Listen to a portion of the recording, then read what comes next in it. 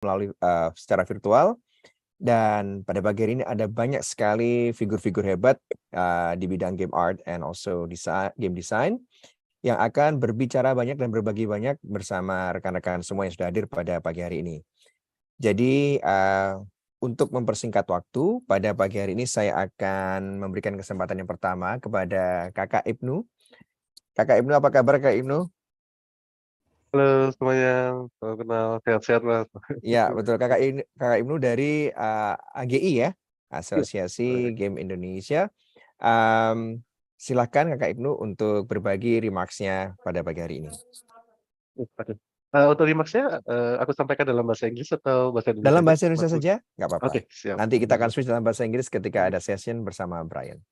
Siap. Oke, Oke. selamat pagi teman-teman semuanya yang udah hadir di sesi pagi hari ini ya. Pelajarannya senang bisa bergabung di sini. Kita dari AGI bekerja sama dengan IGGI dan Konsulat Jenderal US di Surabaya bisa mengadakan sesi yang cukup, aku bilang ini cukup langka di Indonesia dan bisa dibilang cukup penting ya. Karena Betul. sesi kali ini adalah mengenalkan game design dan art dari US sana yang negaranya sudah cukup maju terutama dalam industri game kepada teman-teman di Indonesia nih. Apalagi saya tahu nih teman-teman di Indonesia nih kayak jarang banget mendapatkan ilmu atau material course yang berhubungan dengan game.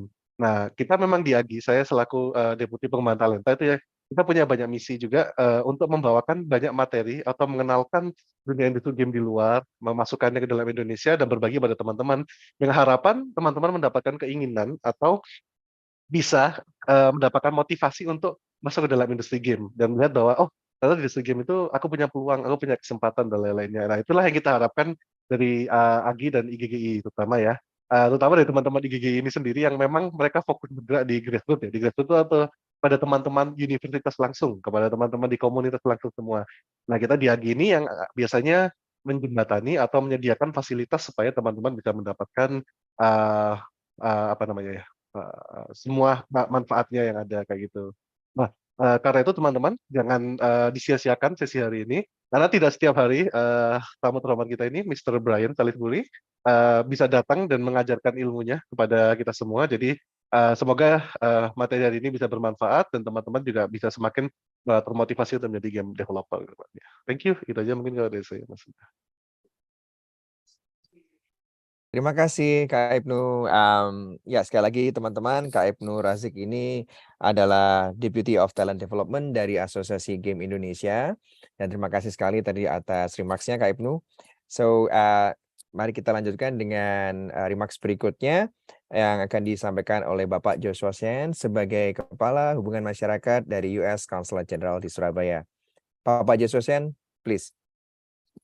Terima kasih untuk undangan hari ini untuk berbicara tentang disiplin video game design industry, dan game design in higher education in America.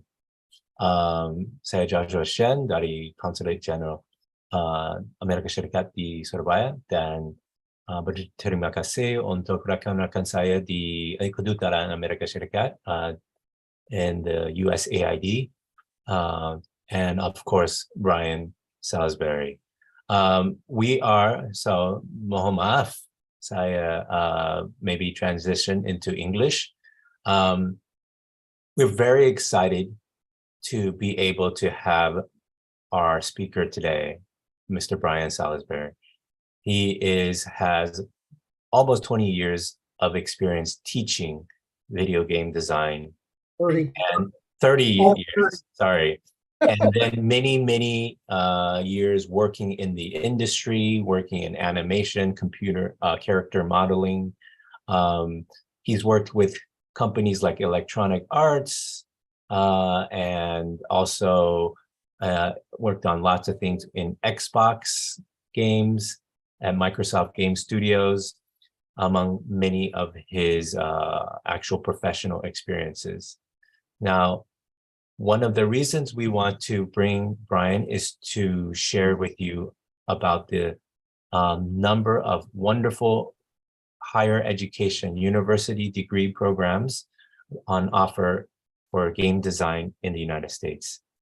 And this certification or this degree is not just for working in video game design, but a number of other industries also recognize that the skills you learn through these degrees are useful in so many other fields.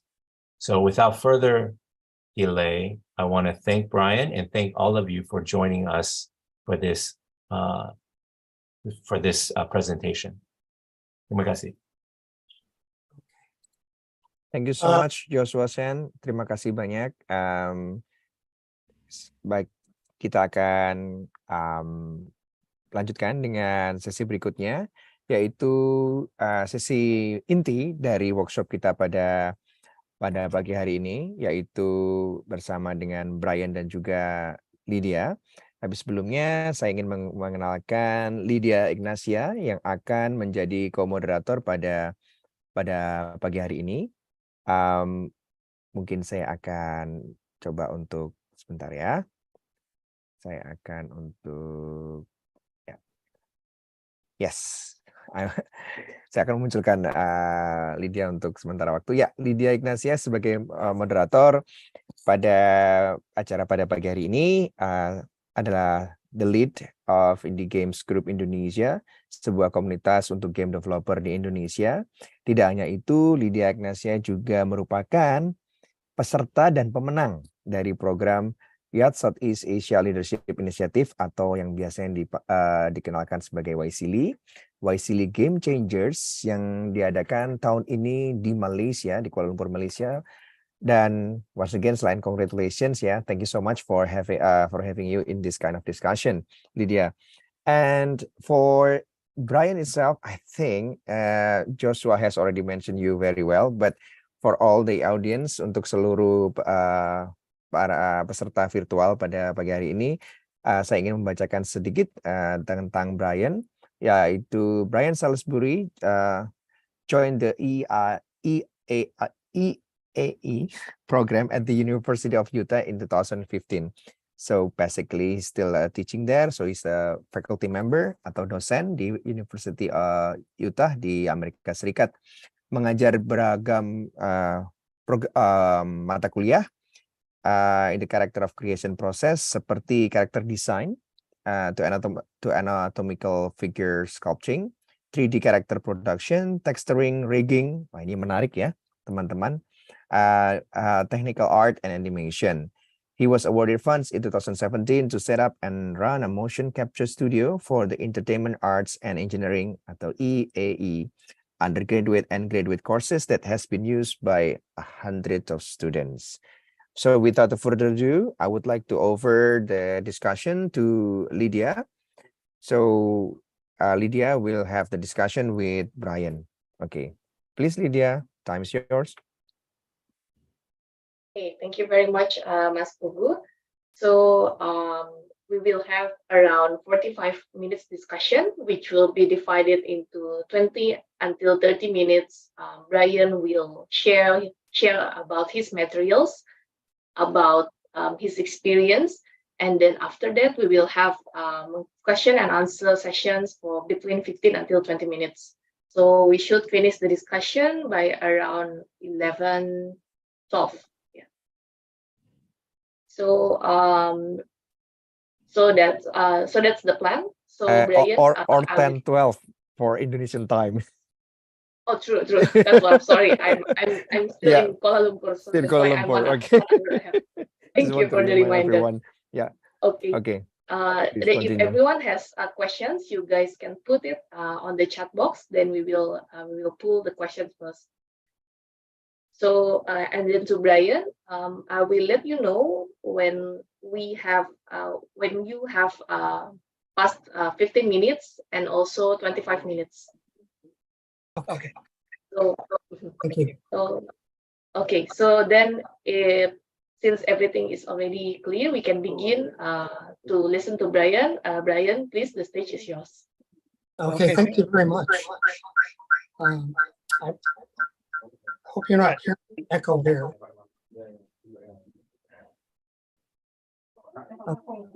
Okay, good. Okay, is that good? Still echoing, Brian. So I think one of your device could be turned off. Sorry, Oh, the volume. You can turn off the volume.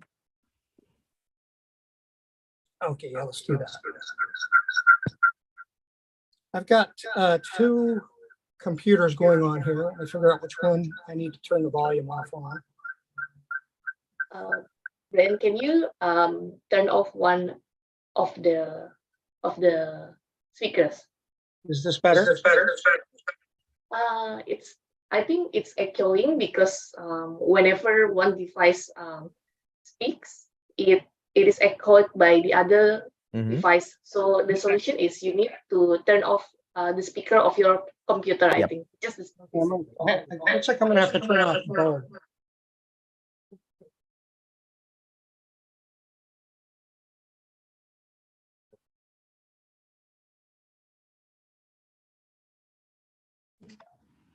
Can you try talking again, Brian? Yes, I'm wondering if you can hear me. We can hear you. We can but still hear it's you. Echoing. You can't hear me? Yes, we can. It's good. Do you have any headset, Brian, with you? Actually, I do. That is usually how I do live streams. Okay, yeah. Give me just 1 second. Yep.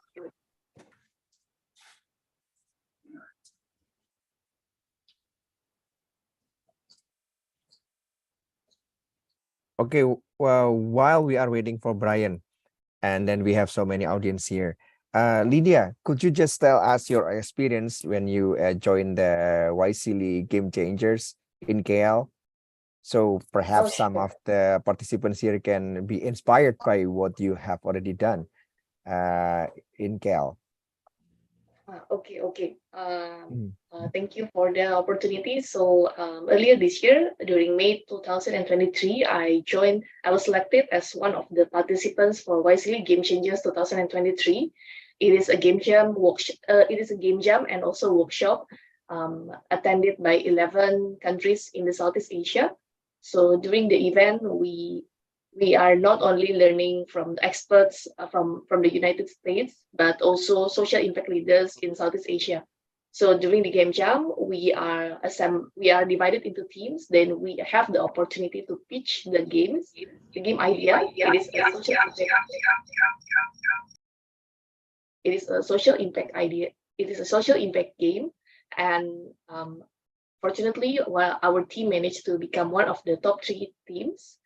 And since then, we received a seed funding and mentorship for 3 months to further develop the game. The end of the program is during level up /MYBCF, which is completed just last week. So we got to showcase our game and build network with professionals around Southeast Asia. I would say it is a humbling experience for me and also from my team members. For example, in my team itself, we have 4 different nationalities in the team from Indonesia, Philippines, Singapore, and Timor-Leste. Wow. Yep. So in total, how many participants actually at that time? In total, 70 plus participants. Wow. So it's a lot of participants, and Yes. you were selected one of the. I mean, in a group, yes. Yeah. In a group, and then you got you became the winner for that one. Oh, congratulations once again. And do you still remember one important, let's say, a lot of knowledge that you get from the workshop? Do you still remember one that you can share to participants this morning? Just one Sure. important knowledge that you, let's say, remember most. Sure. Yeah. I think one of the highlights that I remember is the framework that is shared by one of the lecturers, which is basically we can use this simple framework to describe our game idea. The framework is basically the player goals, the obstacle, and the means to overcome that. For example, Super Mario Bros. is the goal is to rescue the princess. The obstacle is the stage and also the enemies. The means is to run and jump. So by using the simple framework, it's very straightforward to discuss the game idea with different people. Yeah. Awesome. Okay, thank you so much, Lydia. Okay, let's try to reach out Brian again. Brian, are you with us? Can you hear me? Yes, we can hear you well. Good. Okay, great. We cannot see your video actually. Um, Can you see my page? Yes. We can see your slide, Brian. Yeah, so I'll show you the page. You won't be able to see my face due to the having two systems on. all I right, see. all I right. apologize for that. Just so for the audience, the webcam on my laptop is not functioning at the moment, so I'll just be audio here. So anyway, if anybody has any questions, somebody please interrupt me, and I'm more than happy to elaborate on anything. Do agree with that. The presentation that I gave at the conference on Wednesday. So I'll just proceed forward with that. Okay. Brian Salisbury, I'm a professor from the Division of Games at the University of Utah. And let's see. So I know Josh was talking about game design programs overall. So, I mean, I can primarily talk about the University of Utah. I'll move forward with that. Okay, so we are the Division of Games. That just happened recently. We are expanding quite a bit. Our program has grown exponentially. So in this presentation, you'll see references to EAE, but like I said, I mean, we're now the Division of Games, so it's the same thing. This is just the new name. Okay, and so that's my email. If anybody wants that, if you're recording it, that'd be great. And then the URL for our program is down here. Okay, so I was the art track director at the Florida Interactive Entertainment Academy in Orlando, Florida. Was there for 10 years. That's when I started teaching. Prior to that, I've been a character lead at a couple of different game studios, well, 3. And prior to that, I was a senior digital sculptor at Viewpoint Data Labs. Back in the old days, the modeling software wasn't very good like it is now. And so we would create models for the entertainment industry. These are some of the titles that I've worked on. Just highlight of some of the film and some of the games. The first game that I worked on from start to finish as a game developer was WCW Mayhem for the PlayStation 1 and Nintendo 64. So the wrestler there, his name is Bill Goldberg. He was the big star in WCW back in the late 90s. I've got a couple of models in my presentation that I can show for comparison's sake from where we were with the PlayStation 1 up to the PlayStation 2. And I'm talking about fidelity, and that has just increased exponentially with each iteration of game hardware. Okay, so I'm hoping the video will play well, but we'll find out. So I've dealt with a lot of motion capture. And back in 2007, I was kind of showing off a little bit. I thought I was in good shape, but apparently not as much as I thought I was. So I'll just play this. We'll see how it goes.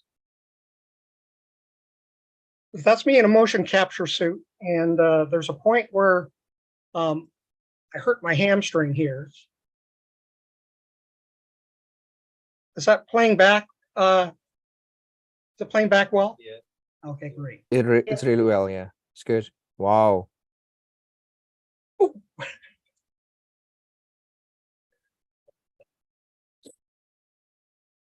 So I popped the hamstring in my leg. Here's some other motion capture. It's kind of silly. Streaming with Unreal.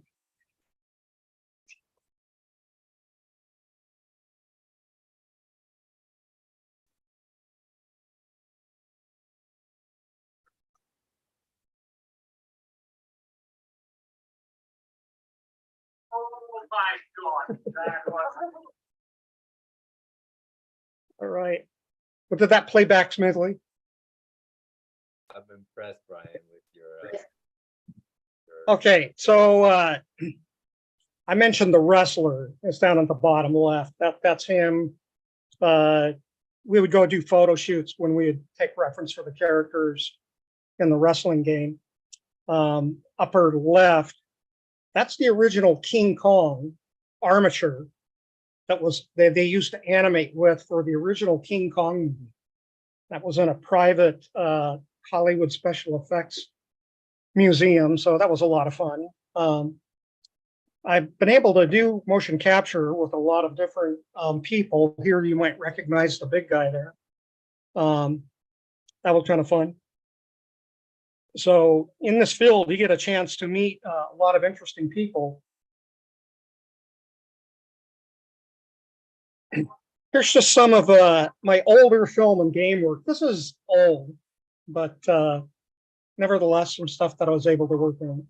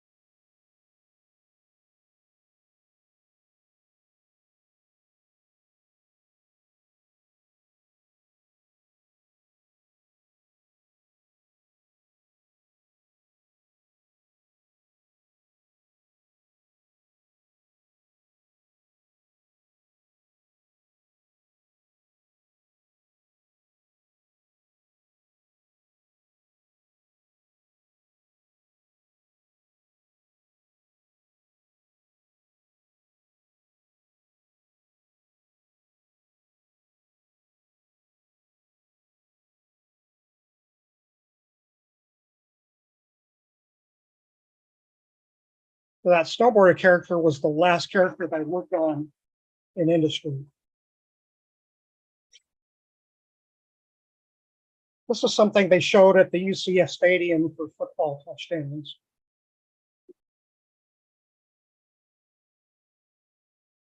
So this is that first game with about 350 polygons for that model of Goldberg, the PlayStation 1. So I did the rigging with the skeletons and controls for animation and the modeling and textures. And so this is for the PlayStation 2.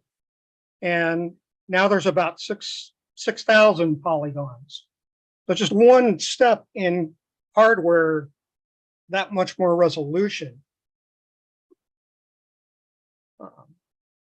And so what I'm going to show next are the textures, just for your comparison. So this was a 1024 by 1024 pixels for the texture for the second one. Those are the tiny textures for the first one. So see how small the textures are there? They're like 128 by 64. So it's just amazing. And now we're doing characters with 2000 by 2000. And it's just amazing. Back in 1982, the movie, so I've always wanted to be an artist. I always drew and painted. My grandfather was a successful Western artist in the United States. The movie Tron came out in 1982, and I thought, that's it. I'm going to do computer graphics. So I lived in Utah at the time. I knew that the University of Utah was doing computer graphics. I didn't realize to what extent. So I went to visit, I did attend, but I later moved to Arizona, and I graduated from Arizona State University. But I mean, I show that because I'm very proud of the fact that the University of Utah is where I kind of wanted to start, and I've gone full circle, and I'm back working there as a professor. So very interesting where life will take you. Okay, so University of Utah is a pioneer in computer graphics. Evans and Sutherland, they have spun off a number of simulation companies. They were drawing on computers back in 1963, way before the iPad, doing virtual reality in the late 60s. Doug Bowser, president of Nintendo USA, he's an alumni. He comes to visit our program. Nolan Bushnell, the guy with the white hair and beard, he's the co-founder of Atari. Ed Catmull, president of Disney Animation, co-founder of Pixar, a Utah grad. Alan Kay, Atari chief scientist. He was the co-inventor of the laptop, object-oriented programming. John Warnock, co-founder of Adobe. So I like to brag about the University of Utah. This is our founder, Bob Kessler. Unfortunately, he passed away, but his vision for this program has really grown. He started.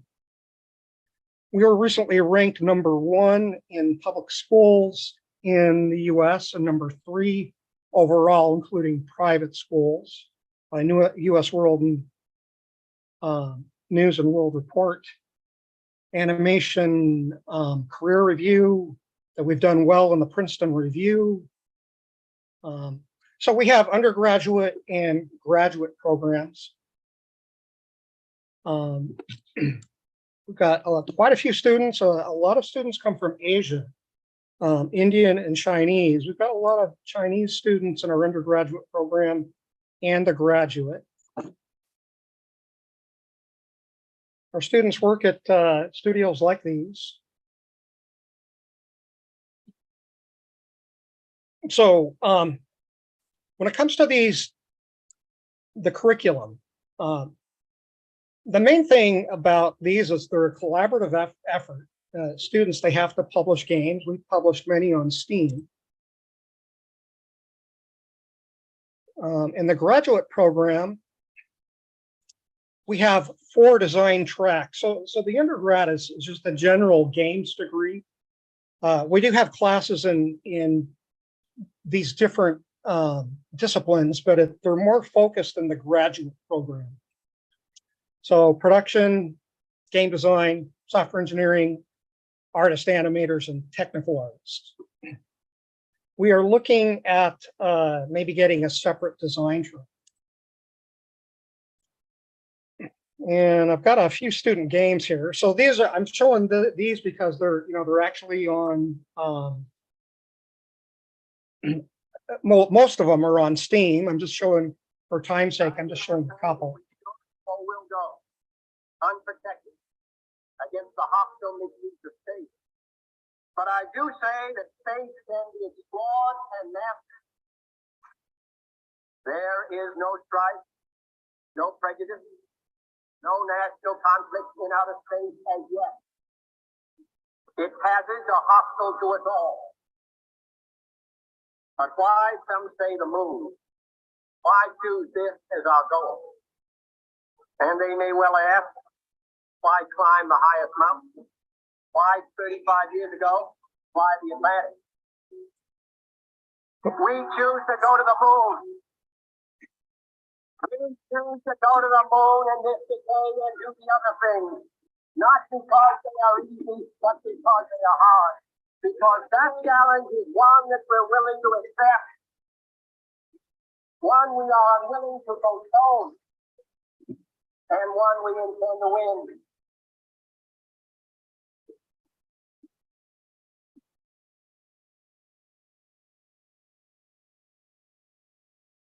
Oh, that's a game about a horror game about going back to the moon. This one is a game This is about it's deep sea diving.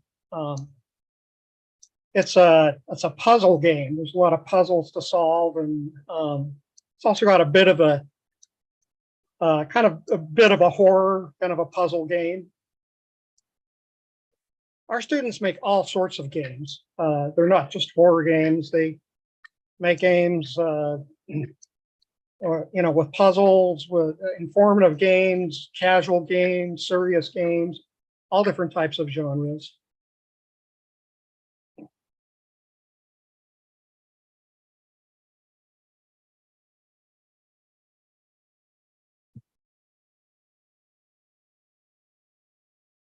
Okay, so why pursue a games degree? I already spoke about this a little bit, but so the game industry prefers to hire people that know how to work on teams. So when you get into a game school, your cohort of students, they become your networks. And I can tell you that by a large margin, networking is by far the best way to get a job in the industry. There are students that just send resumes to every company. That doesn't work. You want to have a network of people. And when you're in a game school, it's very likely that one student can recommend other students. And so this is just a question about that, just to kind of illustrate the importance. So this is a question, if anybody would like to answer it. If someone recommends you for a game job, what is the most asked question about you? In other words, if you recommend a friend, what are they going to ask you about your friend? Anybody have an idea? Anybody? Do you know that guy? Yes, that's one of them. But more importantly, I'll cut right to the chase. Have you worked with him or? Whoops. Oh, okay. The simple answer to that question is, how well do they work with others? So that's what studios are looking for. They want people who are not only well-versed in their discipline, well-versed in the game engines, design. They want to know if you're a good fit for their company, how well you are to work with.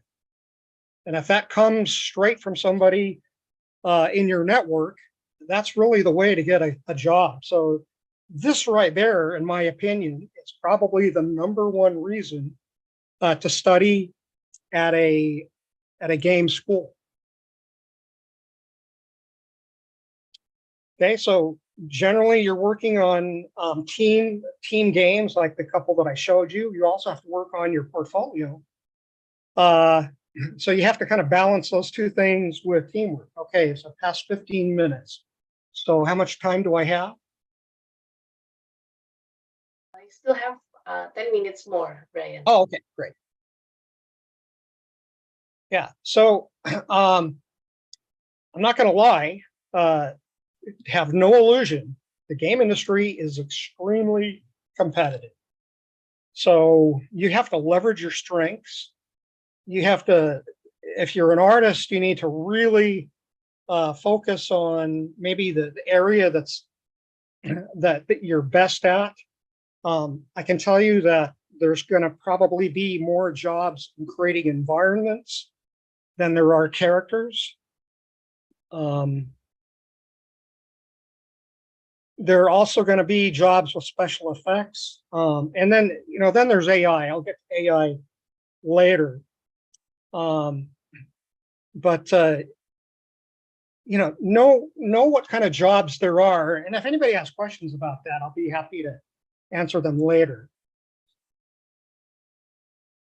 Okay. So this is just kind of talking about characters. Let me just move forward a little bit. Okay, so I taught a character design class here. And so this is some concept art from one of my students, well, from several actually. So this was the final character design.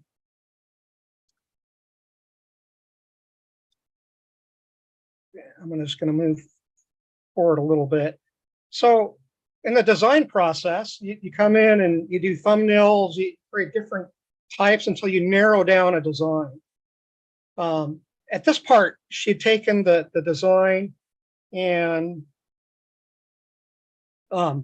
created a 3D model of it. I don't know if you can see the wireframe here.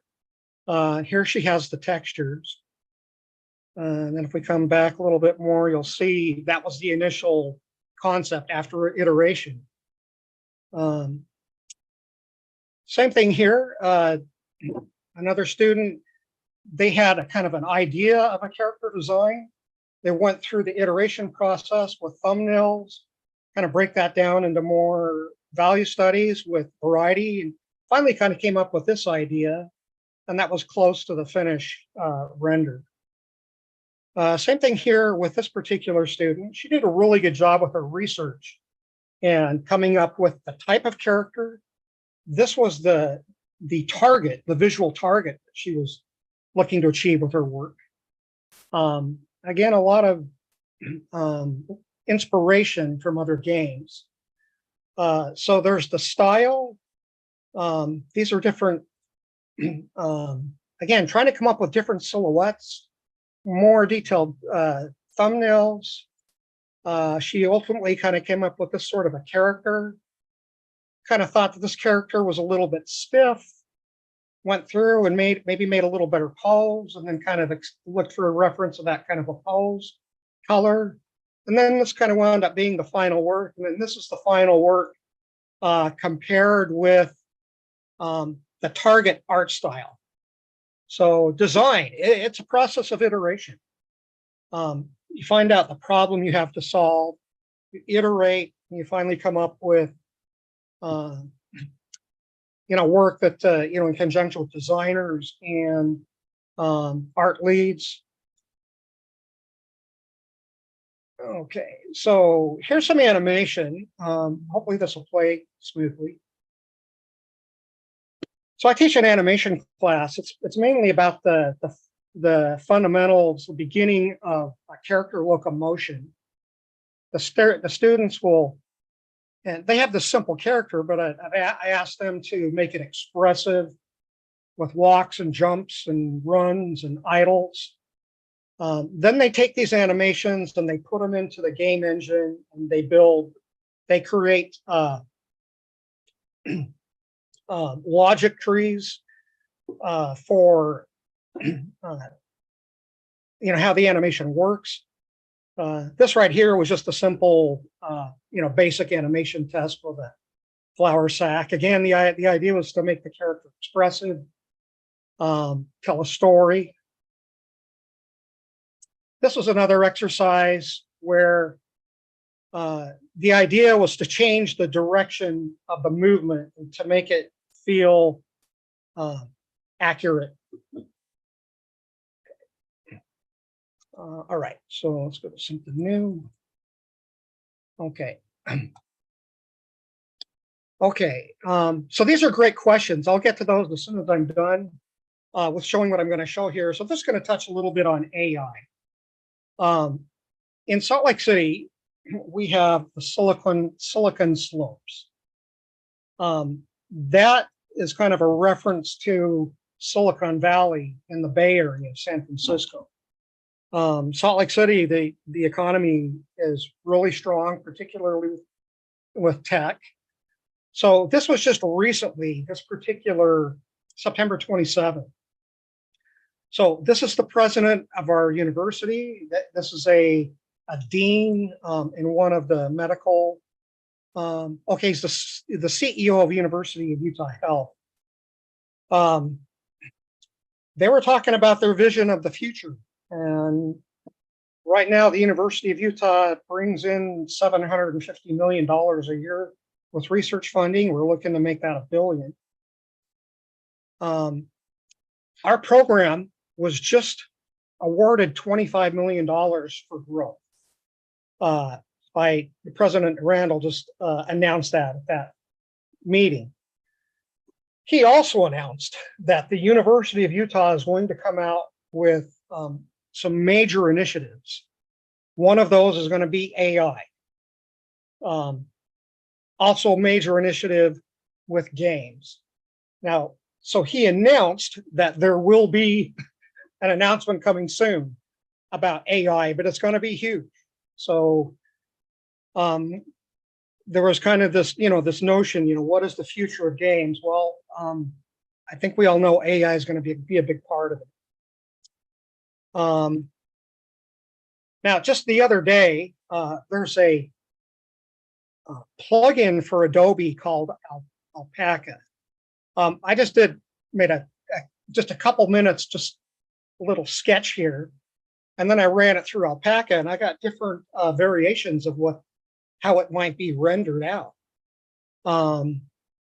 These are really cool at the moment for maybe just coming up with different ideas. That's what's really cool about AI idea nowadays, is you can just generate an idea. Is that kind of where I want to go with it? Yeah, and then these aren't finished products, but they might give you an idea, and then you could kind of iterate from there. Now, I'm assuming the artist might think, well, this is scary. Is AI going to replace me? So, in my opinion, no. The best AI work that I've seen yet is from artists that understand art fundamentals, art concepts. They understand composition. They understand line, color, design, shapes. They understand the language of art. They understand what's appealing, how to control the mood in a design. The computer is going to help out in this regard, but still, though, I mean, it does. If you're nervous about this, I think you're right to be nervous. I'm nervous about it, but I think that I think there are going to be people that are going to try to replace artists. I don't think they're going to be very successful, at least in competitive productions, because they're going to need artists to do the work still. When I showed that wrestler from the PlayStation 1 to the PlayStation 2, there was tenfold the resolution and fidelity. That was back to these early platforms. As AI progresses, as computers get faster, as we get more storage, we're going to be able to create worlds, beyond our imagination. We're going to need a lot of people to generate all these items, all of these worlds. AI is going to play a big part of it, but I don't think it's going to take away jobs. If anything, I think it's going to generate jobs, but you have to be able to adapt with it. So an example of that would be motion capture. When I was playing with motion capture, well, not playing with it, when I was working in motion capture back in the 90s, there was a fear with animators that motion capture would take their jobs away. Well, it didn't. Did it help to automate and make more motion capture? Yes, it certainly did. Did animators need to evolve and embrace motion capture? Yes, they did. But did it replace animation? No, it didn't. You still need an animator to get in and clean up motion capture data. We're now seeing motion capture it's working just video, but that data, it's not perfect. It's not plug and play. You still need an animator to clean it up, to trim it, to embellish it. Like maybe instead of a basic punch, maybe that turns out being like a like a extra super atomic bomb punch. These are things that an animator could control and embellish. So yeah, like in that example of motion capture, it did not replace animators. It just gave the animators more tools and the ability to maybe to create more animations, more animation categories, and kind of go from there. Did they have to embrace it? Absolutely. So I think that, like motion capture in the 1990s, I think that artists, designers, programmers, we're going to have to embrace AI. You know, I was asked about what do I see as the future. I think we're looking at it right here with this. Here's another example. I thought this was really creative. So the title of this, it was from a post. The title was "You Are What You Eat." So we see in the upper left, here's a T-Rex chasing these furry little buffalo creatures. Then we see that they've got horns.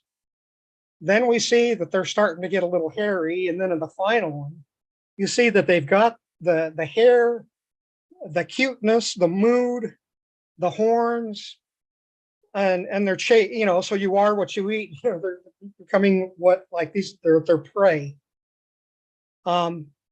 Now, I think this is absolutely adorable. I think it's really cool. But this was made by an artist. Did they use AI? Absolutely. But it took an artist to create this. So that's the point I'm trying to get at. Okay, so now I'm sure you've all seen what's happening with Facebook and the metaverse, the Quest 3. Now you'll be able to do AR with the Quest 3. It's higher resolution with VR. I already ordered mine. I saw that Facebook presentation. I was blown away. I ordered the Quest 3 immediately. You know, that's just one example of, you know, one company, but, you know, you've got Unity 3D, Unreal Engine 5, you know, Google, Microsoft. It seems like Microsoft is kind of helping out with Facebook, but yeah, we're in for just incredible technological advancements, I believe. And we're going to have to evolve and be on the cutting edge of this future. So now you've all seen this, you know, Unity splash page. The interesting thing about Unity, and the interesting thing about me even being here right now, was I was asked to stick around for a couple of days and talk about Unity certification. It's kind of crazy because I'm actually in a Unity certification class myself. I just started it. I've used Unity before. I'm familiar with it, but I'm going to go ahead and do the certification. Let me just fast forward a little bit here. Get to where I want to be. Okay. The cool thing about this, you can see on Unity's splash page, is that all these different disciplines, engineering, construction, planning, architecture. Before you jump into Unreal, we pause that. So all of these different industries.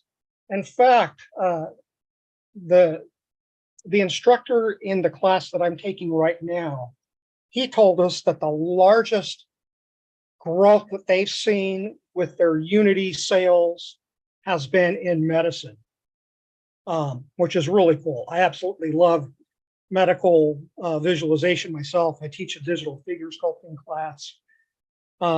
It's just fantastic. You know, automotive, construction, advertising.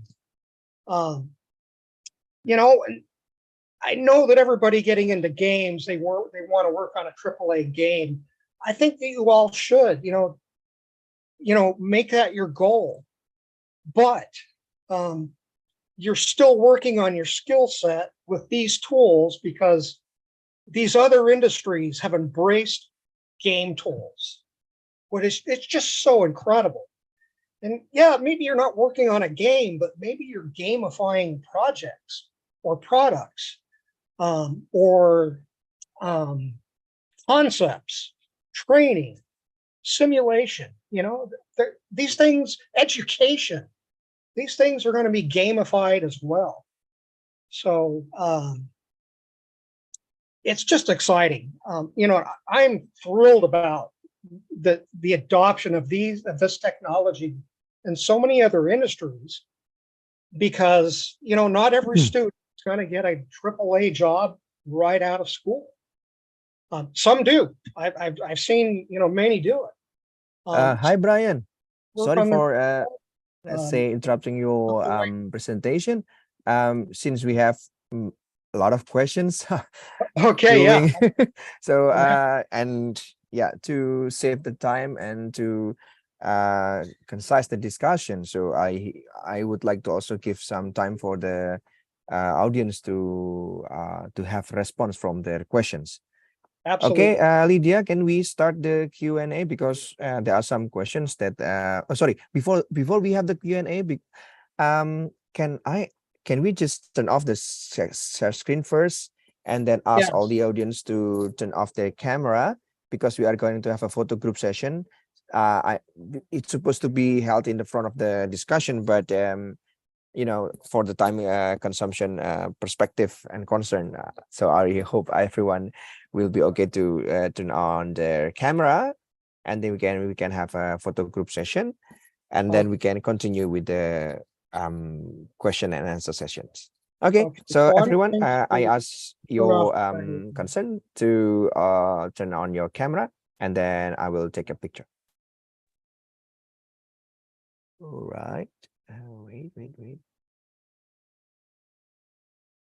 Okay, I will. Awesome, everyone. Okay.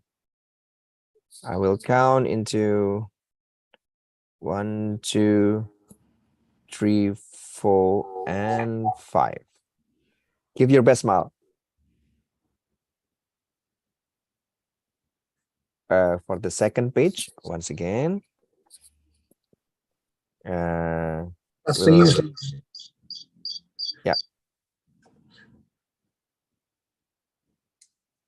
1, 2, and 3. Thank you so much. So we can turn off our camera again, and I will give the opportunity to Lydia. Please, Lydia. Okay.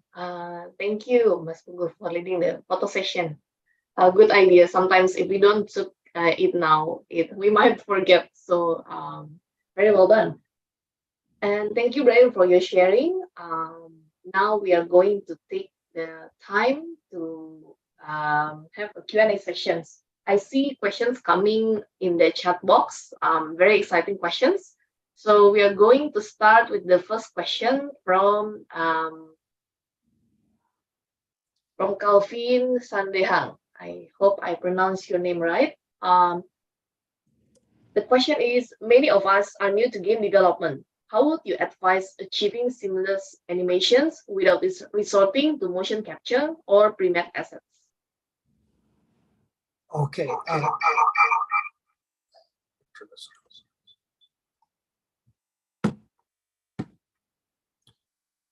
Give me just 1 second to log out of this other one here. Yeah. Okay, can you repeat the question, please? Sure. So Calvin asked, many of us are new to game development. How would you advise achieving seamless animations without resorting to motion capture or pre-made assets? Oh, okay. So with animation, there are principles that are taught in game schools and online animation schools.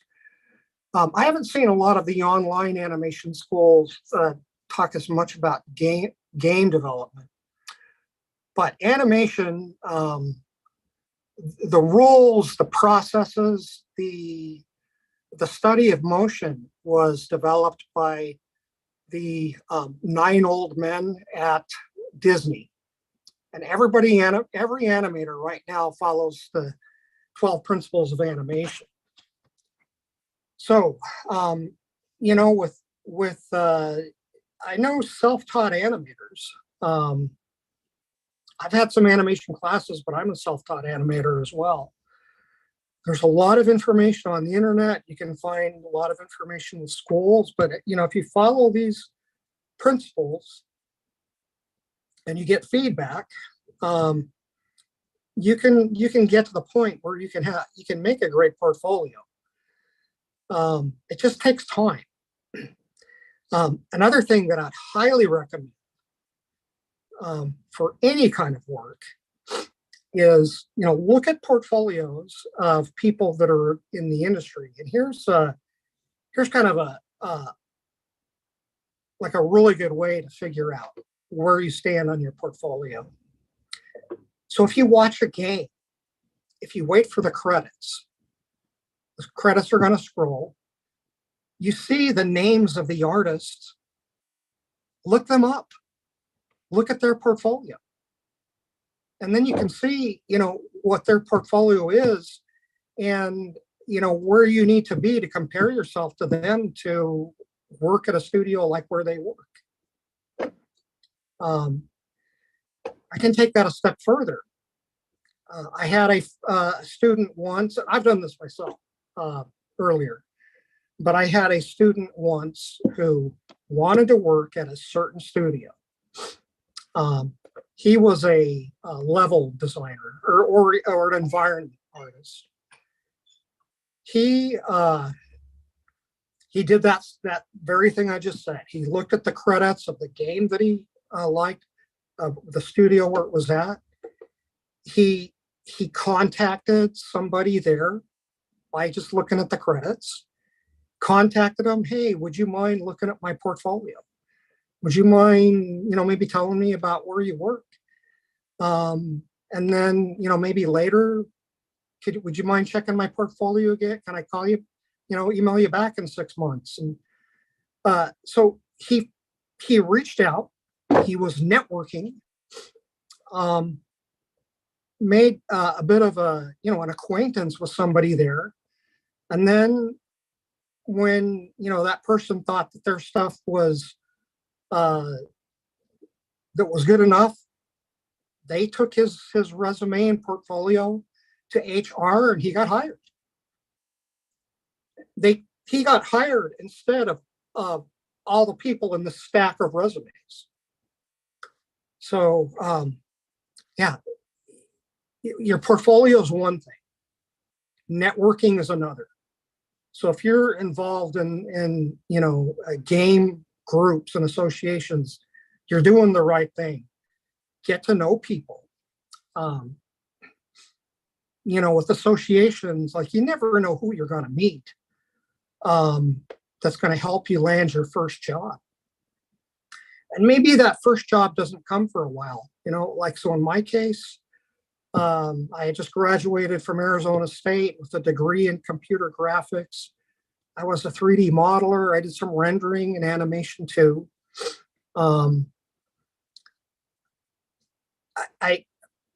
Well, again, networking. A friend got me a job in making grocery store ads.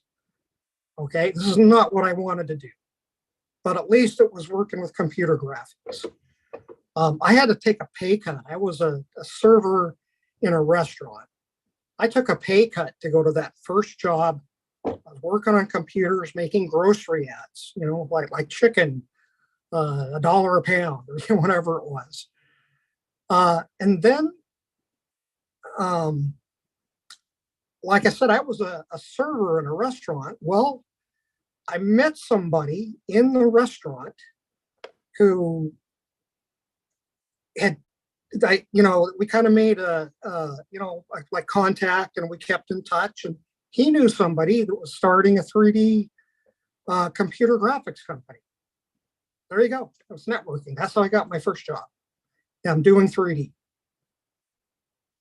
Okay, thank you, Ren. So Brian give advice more how to reverse engineer it. Basically, try to see people portfolio and then try to like how they do it. Okay. So next question. Next question is from Iqbal. Iqbal asked, I've seen nowadays video game scheme where all polygon graphics is kind of an aesthetic purpose and it becomes a selling point in the game. Most of them are from indie studio. So may I know in your view about this? Okay, so I'm on my iPad here, so bear with me. Which question was that? Iqbal, from Iqbal.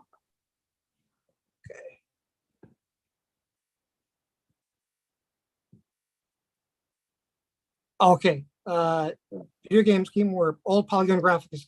Yeah, absolutely. It is a selling point. It's because that's a style that people like. There's all sorts of different art styles, and so okay. So how about it's a risk today, an industry standard? There are still going to be AAA titles with the old polygon kind of graphic style. Now, good art is good art.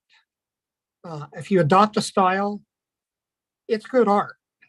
If you want to be able to work in a game that's more realistic, well, again, look at the portfolios of people who work there.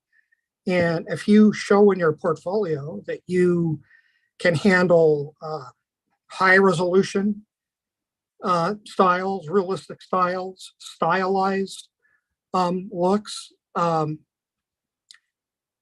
need to be able to show that you can create in the style that the studio where you're looking to get hired. Does that answer the question? Yep, I think it kind of answered the question. So for Iqbal, basically, it's true that all polygon can be one selling point, and good artist to record Brian's quote earlier. So good art is good art. So yeah, that's basically the key from the answers. And then we can go with the next question. I think the next one can be quite fast. I noticed that there are several questions about continuing studies, but I'm going to take the time to ask the quick question first.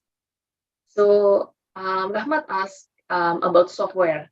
Many AAA studios are using Autodesk Maya and 3ds Max, but it costs very much for a student, and Blender is a free alternative. So do you think he should be proficient in Maya or Max to get hired, or is there any alternative to it, or should he just focus on Blender because it's free? What do you think? Okay, so opinions are going to vary. Sometimes there are studios that will say we want somebody who knows Maya or 3D Studio Max. But I know that a lot of people in a lot of studios are turning to Blender now. I'm curious about it myself.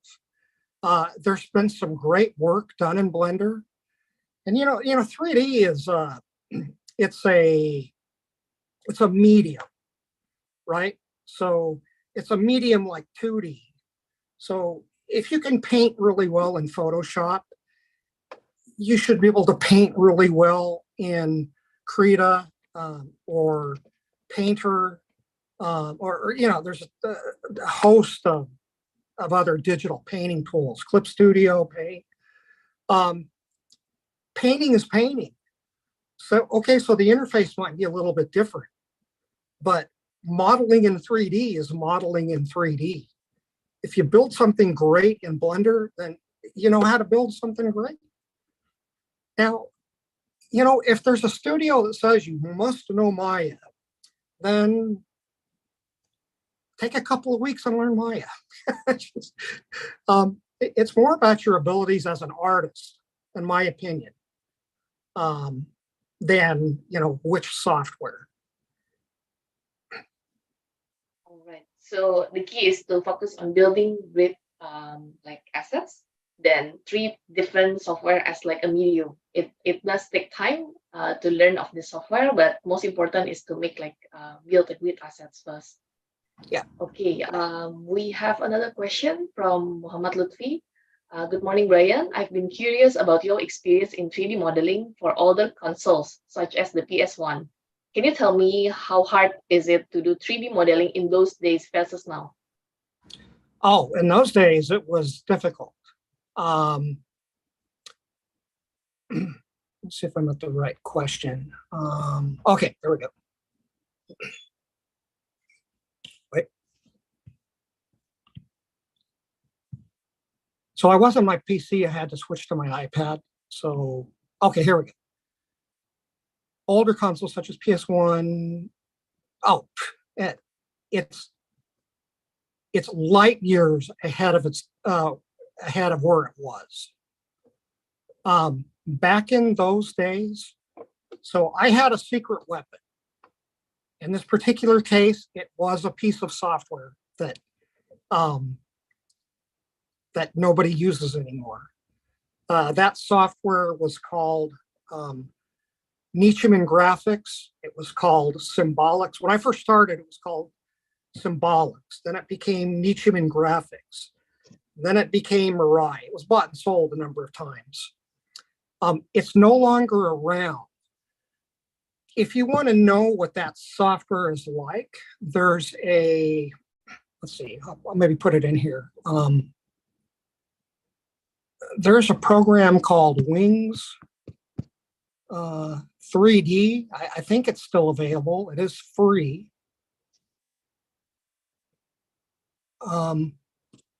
This program here essentially had most of the modeling tools that Mirai had back in the old days. And so that was our secret weapon. Maya didn't have tools like that, nor did 3D Studio Max. And then prior to that, in the mid 90s, we used Silicon Graphics IRIX, which is a form of Unix workstations. Those were $50,000 to $100,000. The software was probably, it was tens of thousands of dollars. The first workstation that I worked on was $100,000 Symbolics workstation back in the early 90s. At the end of the 90s and into the early 2000s, then these programs were ported over to Windows NT on the PC, and then later on just to Windows. And they eventually kind of caught up with better tool sets for modeling. But nowadays, really, where you need to be with modeling is you should understand sculpting, whether it's for characters or hard surface modeling. Is you can sculpt it, and ZBrush is the industry standard. The amount of tools that are available in ZBrush is mind-boggling. That software changed the industry as we know it back in the mid 2000s. Now you sculpt something and you retopologize it. Hope that answers the question. Yep. So maybe just quickly to compare, Brian, like how long, for example, can you give me an example for a certain work that is done in the past? Like how long does it take versus now? Like it all depends on the concept. It all depends on how complex it is. It all depends on if this character going to be like a close-up in the screen? Is it going to be an NPC in the background? If you're doing a hero character, full fidelity, a month or two you could take. Or you might need to get a character out in a couple of weeks or even a week. A lot of times you'll start from a base character, like a base mesh, and then maybe you're building clothes onto it. Maybe you're accentuating anatomy or hair. Those are the things that are going to be sped up, I think. But you're still going to need, specific costumes.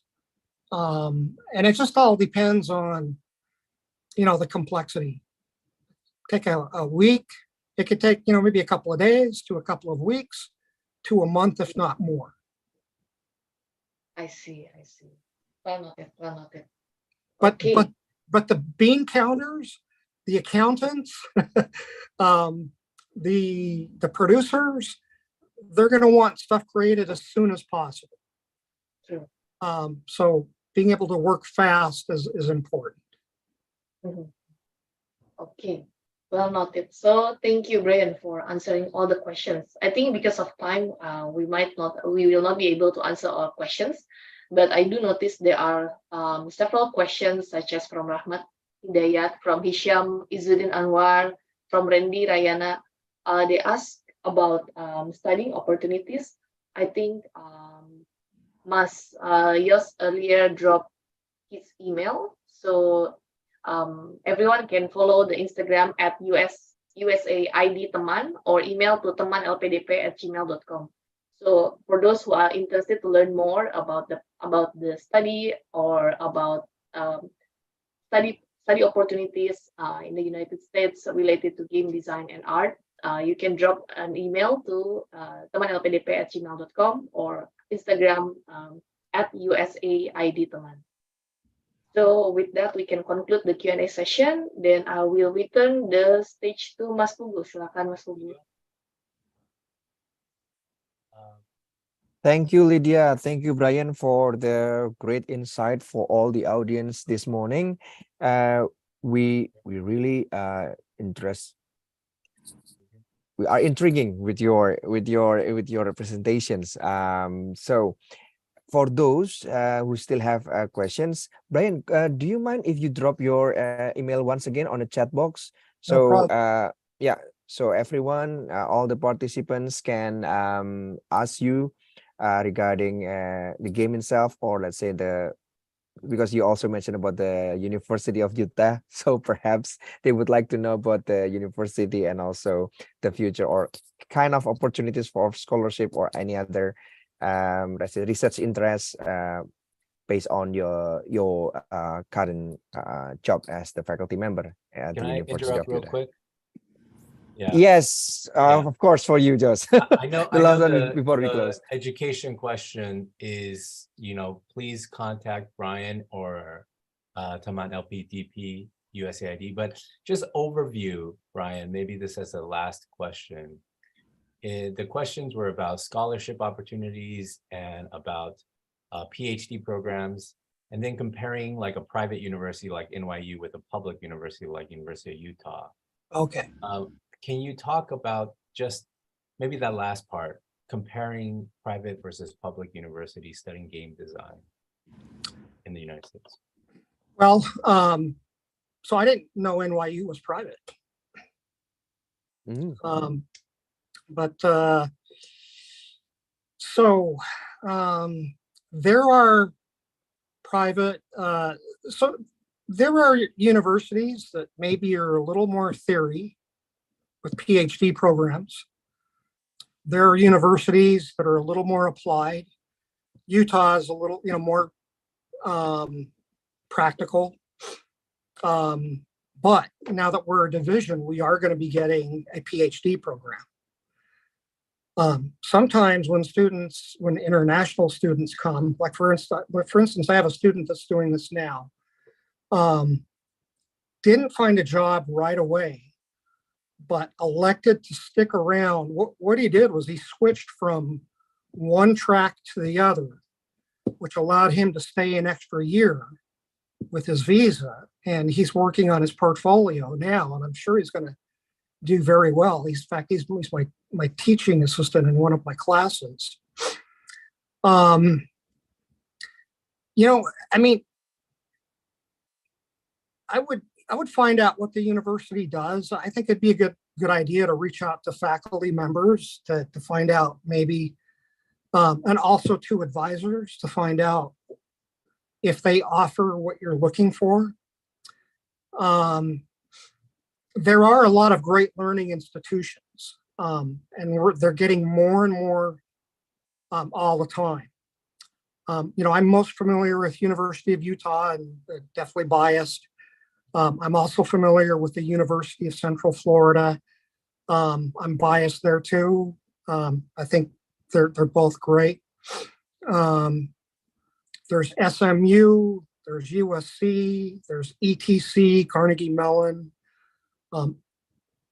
RIT, Rochester Institute of Technology, Santa Cruz, NYU. I mean, I know a couple of people that I worked with from there. I'm not sure if they have a game program or not.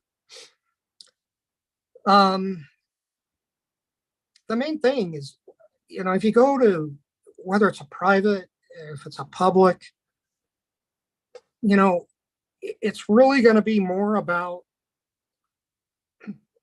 the work you put into it. You're going to be able to succeed anywhere.